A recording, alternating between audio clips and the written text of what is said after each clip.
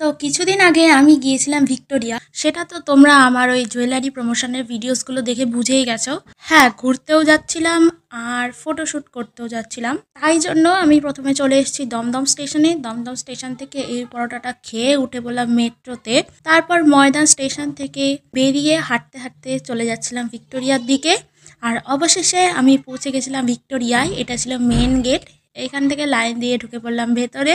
ভেতরে ঢুকতেই হল বাদে চারিদিকে চোখে পড়লো সবুজ বাগান, আর এটা দেখে তো আমি প্রচণ্ড খুশি হয়েছিলাম। তো এত রোদ ছিল তাই প্রথমে আমি বাগানেই ঢুকেছিলাম, আর বাগানে ঢুকে তো এই জলের ধারে বেশ সুন্দর হাওয়া দিচ্ছিল, সো এইখানে বসেছিলাম।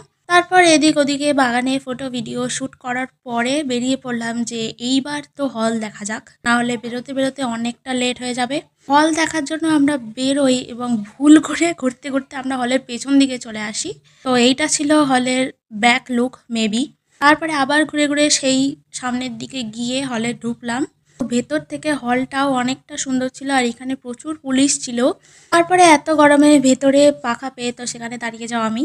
এখানে দেখি ভারতের ইতিহাসের অনেক জিনিস রয়েছে, তরোয়াল রয়েছে অনেক, তারপরে রয়েছে দুটো কামান, এইখানে অনেক পিস্তল বন্দুকও ছিল এবং তার সাথে আরও নানান কিছু ছিল যেগুলোর আমি নামও জানি না।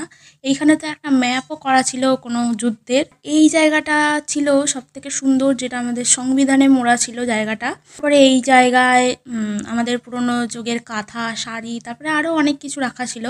আর এইটা ছিল দ্বিতীয় তলা থেকে ভিউ।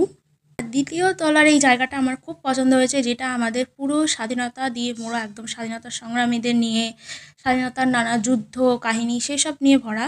আর এইখানে তো মানুষের ফেস ডিটেকশন করে বিপ্লবীও বলে দিচ্ছিল। আর এইটা ছিল আমাদের 1947 সালে সেই ভারত স্বাধীন হওয়ার দিনের একটি ছবি।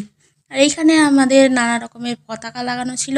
এই ফ্লোরটা ছিল পুরোটাই এসি, এই জন্য আমার আরও বেশি পছন্দ হয়েছে।